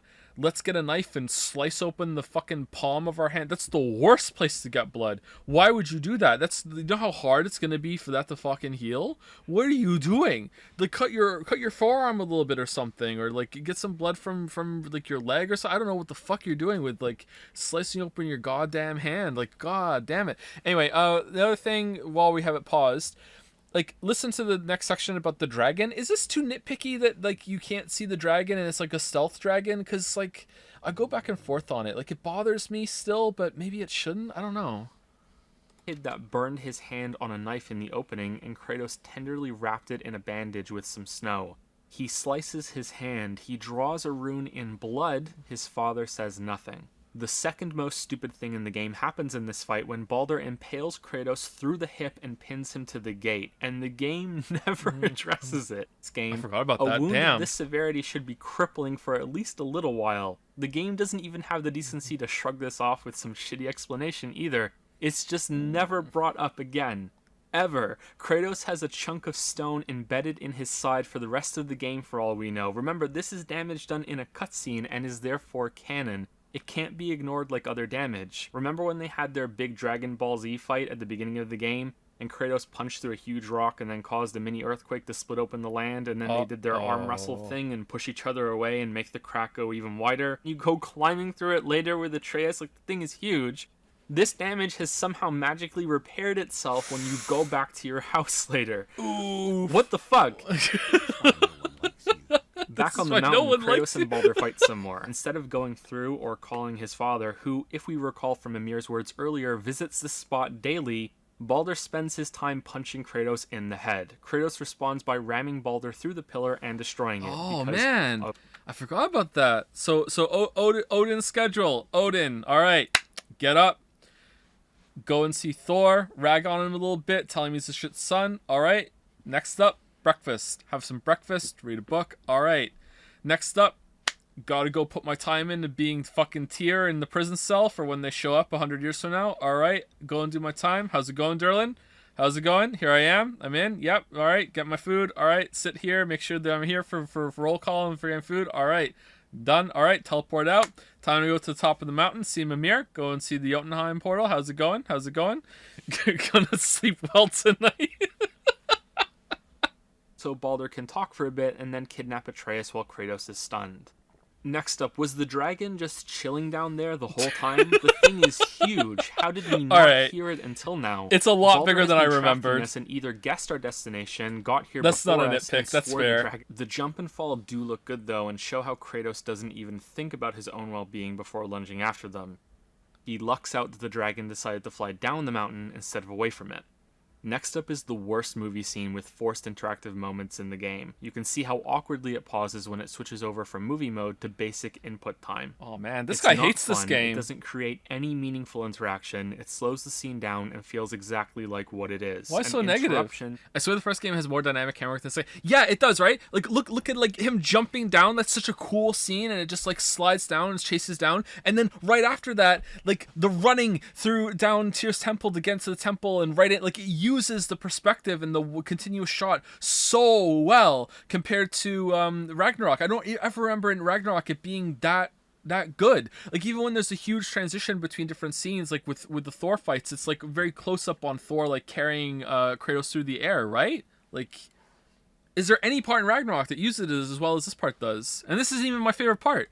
You can see it here during the first fight with Baldur when Kratos picks him up and flings him to the edge of the nearby chasm that miraculously heals itself a few hours later. If you happen to be in a good area, my third playthrough, I deliberately tried to break it to see how bad it can be. Because of course I did. I think the results speak for themselves. Alright, let's see, I forgot about this. Holy shit. There's another moment like this early in this part goes on for a few minutes with the game putting prompts on the screen telling you what to do, a sure sign of success in the interactive medium. Oh, they do that a lot in Then the sequel, Kratos Joe. somehow cripples Past the Joe, dragon you have by no slicing idea. deeply into just one part of its wing. Apparently all this damage before wasn't enough, but this one part was really special, so the dragon falls to Midgard and dies of sadness. Kratos, now even luckier than before, Holy falls shit, right look at in the front of camera! Tyr's temple. But then the game once again breaks its own rules by making the tree roots bridge appear in the middle of being activated and turning. Yeah, And the reason why you'll not notice allowed. this is because you have to sit around and wait for it to appear every single time you use the Bifrost room. I don't even understand why this inconsistency was necessary when they could have had Kratos jump over the gap and have it look even more badass, but it's a oh nitpick, well. but it's Just it's a true. reminder that Kratos is doing this with a huge hole in his hip, by the way. Just Just, not letting it go. Just sending that out to say, just sending it out there. That's still a thing that happened. This clip. This is why no one likes you. Yeah. Kratos interrupts the Bifrost sequence and sends them hurtling into Helheim, which would make a great band name. I have no Nice. idea if this makes sense, but let's give the game the benefit of the doubt and say it does. It So looks cool, at bitter. least. Finally, so the cool. terribleness comes to an end, but not without Oh, getting yeah? in one final dig. Kratos stands up, and after all of that, Oh, all the look at the running flashbacks. and fighting and struggling, delivers the most monotone, emotionless boy of the whole game. Boy, This sent me into a fit of laughter when I first played. This is meant to be a serious scene. This is not a good thing. So we're back in War. Helheim. The worst part of the game is, in fact, what follows serves as some prime examples of the problems we've gone over so far. The way you move around the level feels Why there's the a long boar? section 'Cause where it's you do nothing but hilarious. wait, while also the game majorly messes up by allowing the axe to now deal damage in Helheim, Oh, nullifying man. the whole reason Kratos had to get the blades earlier useless. and weakening that moment. Okay. I excuse this as an oversight, but Is that a nitpick? Or are we all on board that that's kind of like, what the hell, man? Like, come on. Like, yeah, like, think it's important? Yeah. He hates the game, by the way. Damn, he hates the game. He hates it. 9 out of 10. What does he think about a 5 out of 10? Oh, man, he hates the game. Just got back. Glad you didn't watch your own video at ×2 speed, because it would mean that VOD boys would see it at ×4. Nice. Nice. At first, the game suggests quite heavily that Atreus wasn't really himself before. Yeah. He's shown a vision and I still don't get this, startled, man. saying, that wasn't me. I couldn't have So done many that. people have tried to explain this to me. This That led it's, me to think that they were setting up some sort of new... that he's just saying that, you know, he's doubting himself. He doesn't want to be that. It's still, I don't buy it. I'm sorry. I think like maybe like Sif was talking about Odin as going to be the new one in Ragnarok too. Like I don't understand this at all. new sickness in Atreus that was controlling him in some way, or the old one has mutated into this new thing that makes him kind of evil, or kind of like the old Kratos. That would be a poor excuse for the previous section, but it would explain why it was so sudden. But then this exchange happens less than a minute later. I'm not gonna let it bother. Like you said, Mimir, it was just an illusion. That wasn't me. Yeah. no. What? But it is who you have become of late. What? Look, What? I know I got us into this, but I'll get us out. No, you're just wrong here. Atreus making excuses. Okay, even after that line though, like what? What do you mean? He did do that. Am I going to say these exact words again in the video? Hold on, let's see. Whoever I am. I will get us out. You will follow orders. But maybe that's not who I am. This implies instead that when Atreus said, "That wasn't me," that he's simply and stupidly pointing out that there's a double of him in front of him. But that also doesn't explain the, "I couldn't have done that," but he also clearly has the memories of killing Modi and how they arrived at Helheim, so what? I don't understand what's happening here. I still Does don't. the game understand at least? I hope so. I'm serious. I don't know what the game is trying to communicate with these two scenes. I still don't. I'm still confused. Yeah, still. Anyway, before 4 years leaving later, you still are. Helheim's, apparently the Unity Stone can't be used to If you go can't directly swim, to you need a Jotunheim Unity itself, Stone. even though it could take Tyr to Greece. Mimir can use his giant gifted eyes as a replacement, but shoot, he only has one eye and needs both of them, and that eye is in another castle. Holy shit! Luckily, Brock and Sindri know where it is. There's a good callback to earlier when the World Serpent munched Thor's statue, since that's where Odin hid Mimir's other eye. You speak to Jormungandr, row into his belly for a very brief section, and proceed to the end of the game.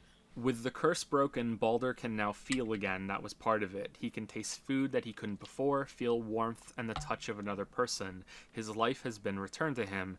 Naturally, instead of fucking off and enjoying the pleasures of the world that have been denied to him and thanking Kratos and Atreus, he goes full Grey Fox, hurt me more, and tries to kill them. Meanwhile, I'm wondering how the fuck he got out of Helheim when we had to fly a magical makeshift airship to get out. In Norse mythology, there's a big ordeal in trying to get just Baldur walks out out of the hell, but water in like this the game, he Terminator. I actually have no idea how he got out. I don't think it's ever explained or mentioned at all. I spoke about this final battle. Prophecy itself was never used as a lazy excuse to move the story along. That aged well. Yeah. Kratos is shown to die soon, Yeah. which Prophecy never used an excuse to move the story. Yeah. Okay, cool. is something Atreus doesn't see. And we also find out that Atreus Man, isn't really the bitterness is Atreus. coming back to me. He's Loki. We see how the bond between these two has deepened since Kratos calls Atreus son for the first time instead of boy, and he finally tells a good story as they walk back. The story of Atreus the Spartan, which is where Kratos got his son's name. Then the game ends. What a load of shit. I'm kidding. Well, I'm half kidding. The problem I have isn't with this scene. In fact, I think it's a wonderful ending to this contained personal story of Kratos and Atreus. It's what happens Almost afterward. spat out that's my upsetting. water. If you return to your cabin, Kratos dumps Mimir's head on the floor and then goes to sleep. Years later shows Why up. am I which so doesn't make sense angry? at first, since Thor has come to town and is ready to rumble, just like Baldur before him. You see him flash Mjolnir, and then the game ends for real. What a load of shit. The game hyped up Odin and Thor the whole time after you acquire This one's Mimir. true. Even earlier than that, if you do some side quests, Mimir describes them both as petty meddlers, that Thor will show up at the slightest provocation and wreck your day. While I understand Kratos can't go through an entire roster of gods in one game, I cannot forgive how much they teased Thor and Odin and then never delivered. This still should be considered a success because I am thirsty for the next game, but God of War, damn it, God of War, damn I it. had known going Oh, in that it's this so was the bad. first of- Even so, I expect some sort of separation to be inflicted on Kratos and Atreus in the next game, and for Kratos to miss many years of his son's life. What I hope is that this that didn't isn't happen. used to cause a new rift between the two of them so that they will bicker and fight more and more, with this same plot being reused over another game or even two. So This that kind of did happen, but I think they pulled it off. So there was a rift between them, but it did work. I think it didn't just retread the same ground. I think that it made sense. It was like a new conflict instead of the new one being rehashed. So that I think was done well. At the very least, I hope the writers aren't in meetings right now talking, okay guys, so what happens next, because I have no idea. Wait, ain't that This bad? ties into something else I wonder about this game, whether it was made primarily for fans returning to the series or for newcomers. So we're done, right? There's nothing else to talk about. We did the full story, we went over gameplay. Why is there so much time left on the video? Oh right, I left this section for last because I doubt many of you are going to care much about it. I know that's a thrilling YouTube introduction acting. to what on the hardest setting, enemies will be damage sponges, and your character will be more fragile than a Mario fan in YouTube's comment section. There is, however, some really Alright, interesting information you can glean from playing the Forgot game about on that. these extreme Hold modes. on, let's It's go the same back. as- All right. Oh, so some of these are fake.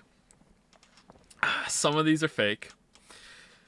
Mandalore Gaming, give me back my fucking dog, you piece of shit.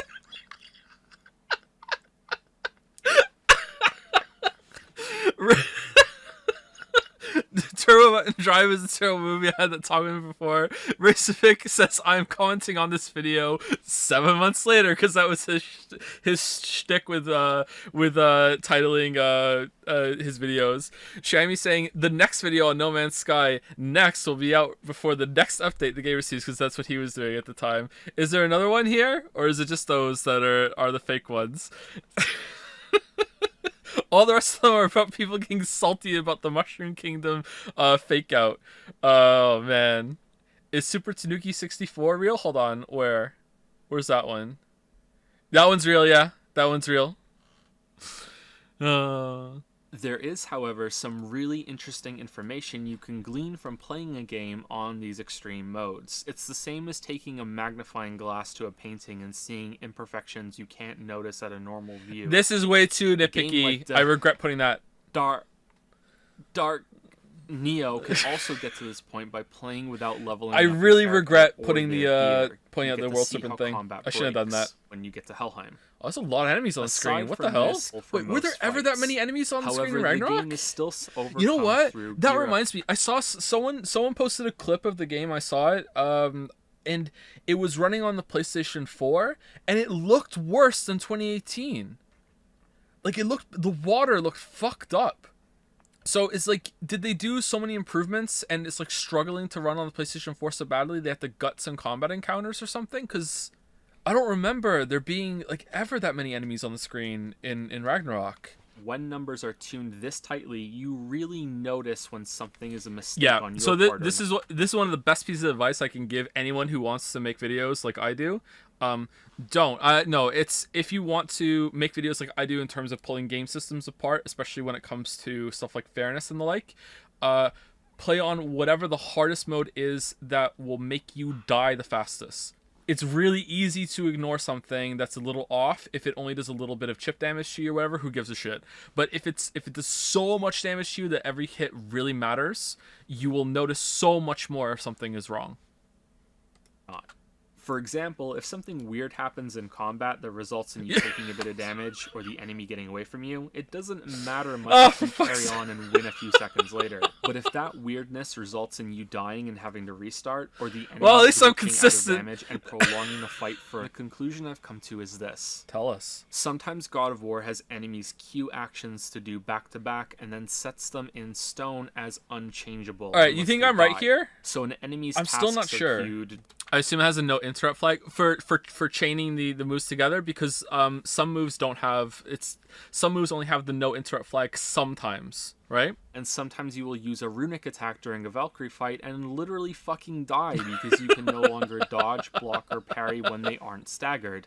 I mean this with no exaggeration. Yeah. This enemy braces to attack and then slides forward a bit like they have invisible wheels in their shoes. I kind of hate this. Which sounds awesome, but is mechanically disappointing for a game that's often about positioning. The burrowing lizards can transform power up while underground when you have no chance to interrupt them.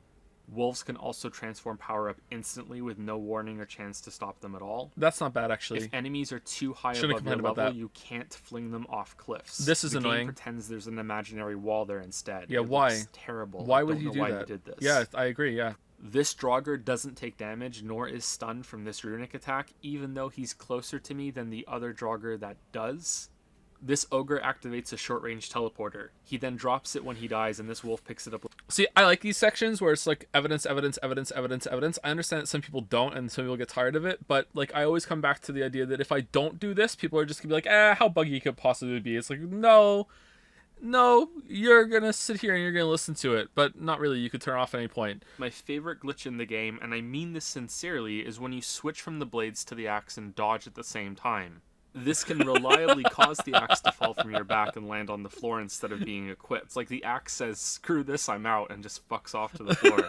Sadly, this should still be fixed, but yeah, good times. Good times. That's a bad delivery on that, but For still some pretty other funny. thing, there are some lines I only got on some playthroughs, and this was after I had exhausted all of them and the characters stopped talking during transition traveling. I don't know if I say this in the video, but I remember talking to Stream about it, maybe, and it was someone floated the theory that because it was a second save, that the game was erroneously flagging that we already showed you these conversations and they didn't repeat. Like, there were some really important conversations that filled in space that never played on my second one.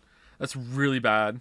While we're here, it's worth it to return to the earthquake magically repairing itself, which still makes absolutely no goddamn sense. This isn't the only thing wrong with this scene. The supply of chopped logs also miraculously They did this in replenishes Ragnarok itself again! while you were gone, and then depletes itself again for the next time when you They return. did this in Ragnarok! Atreus looks so much bigger. Yeah, in this this is a weird scene than one. any Why is the other axe for some huge? reason. I don't know why. It's so fucking What weird. the fuck? Up Bigger by him bigger while you're Luke? gone. They're not from the previous battle, so we're meant to believe that he did this while Kratos was in the Pillar of Light. Using triangle both as the dialogue option and the axe, Kratos refuses to blow the World Serpent's horn when you first find it and tells the boy it's because they can't predict what will happen. He should be more cautious. Meanwhile, just a moment ago, he threw his dead wife's precious heirloom axe into the lake on a fucking whim and almost lost it. Kratos and Atreus keep getting pummeled by Baldur if you don't hit the QuickTime event prompts. It just loops forever and ever at every stage of the prompt. Atreus just keeps getting pelted away over and over and over again. I'm laughing a lot in this video, what the hell? Sorry. Unless many different types of responses are added in the next game, I don't see another fight ever being better than this without coming dangerously close to tedious, with dozens... So, the addition of the spear, L plus triangle, the different shield, the shield bash, charging up the shields for shield bashing with different chaining perfect parries, actually committing to a system where you have like chains of parries, like kind of like Sekiro's deflection system a little bit, and mixing them all together with much more variety, did manage to make some bosses better than Sigrun. Some of the Berserker fights were better. The other Valkyrie Queen was probably better, and the Berserker King was probably better. They added enough to it. However, I still think they could have done much better. Like with something like a jump button, you know, in that area. It doesn't have to be a jump button, but something like a jump button. So they did manage to pull it off, and with the different reactions with shield bashing specifically. But I would say the same thing now about Ragnarok. You know, the wells run dry. You need to add something more now for the next game for it to be the same way. So they wrung it out pretty well, I think. It was enough for me to enjoy it, and it stayed true to the roots of the first game, so I guess it could be seen as a great success, but like, there was a couple of bullshit, some instances of bullshit to get there with some of the group fights with the Berserkers. I don't say this often, but I think Sigrun is probably too hard because of how many attacks she has at her disposal. Not true. Get good. So this game probably has true. generous. Maybe some sort of Fury-style life system could have worked to balance this, but the current way it works is also acceptable.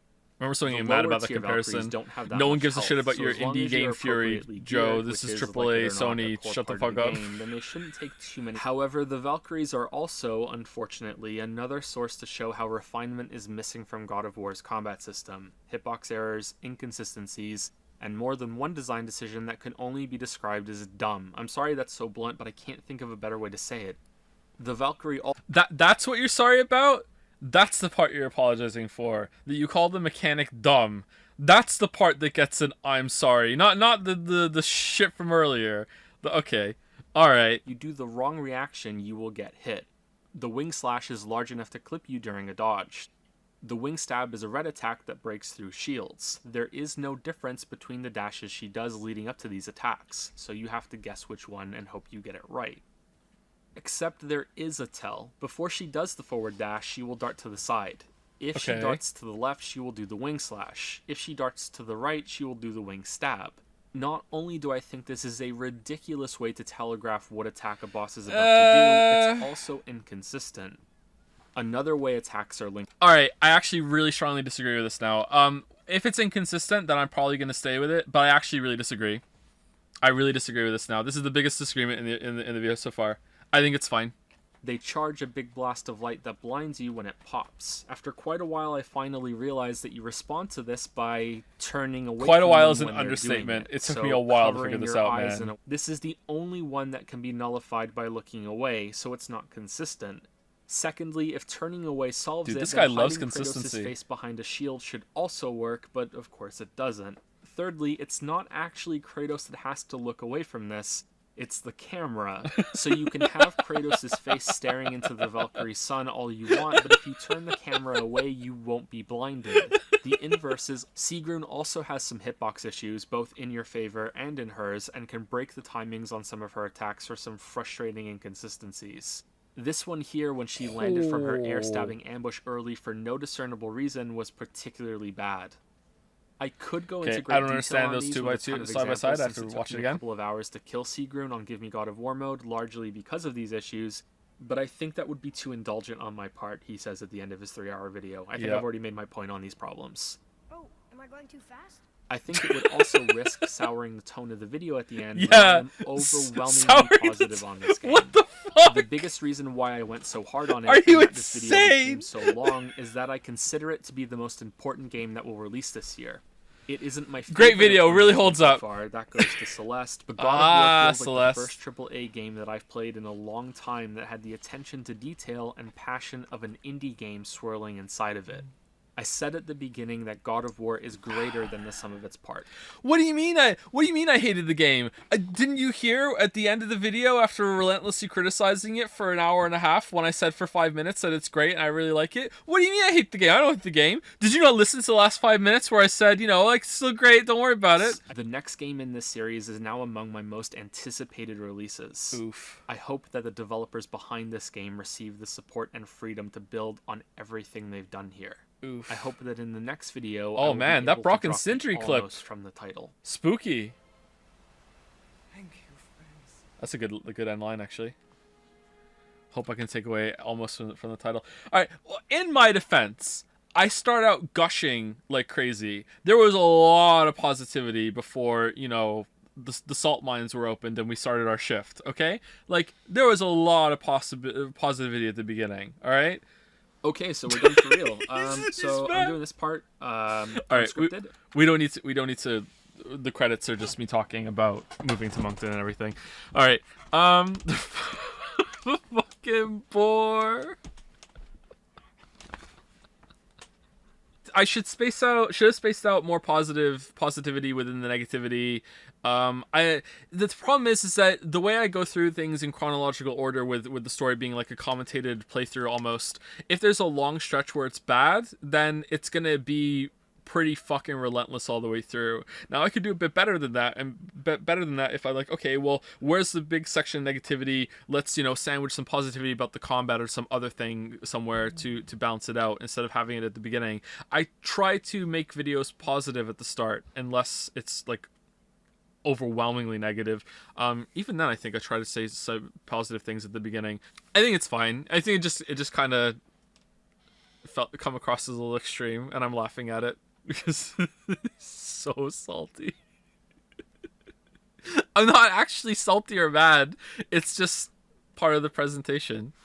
Thing is that when you're negative, or when I'm negative, I really want to have examples, and the examples make the negative sections longer, and then it feels like you're being way more negative than you actually are, because not only are you saying, hey, I don't like this, and then going into why, and then backing up with more examples as well, you're now overpowering the positive parts. Even though I do say why I like things, and I have examples and backing for the positive parts too, the negative parts I feel like I need to justify more, because it's like, look, if I'm going to criticize something, then I better damn well prove it, Whereas if something's good, it's like, I do want to prove it, but it's not as important. I do think I was a little rude in parts of the video, though. I feel bad about that.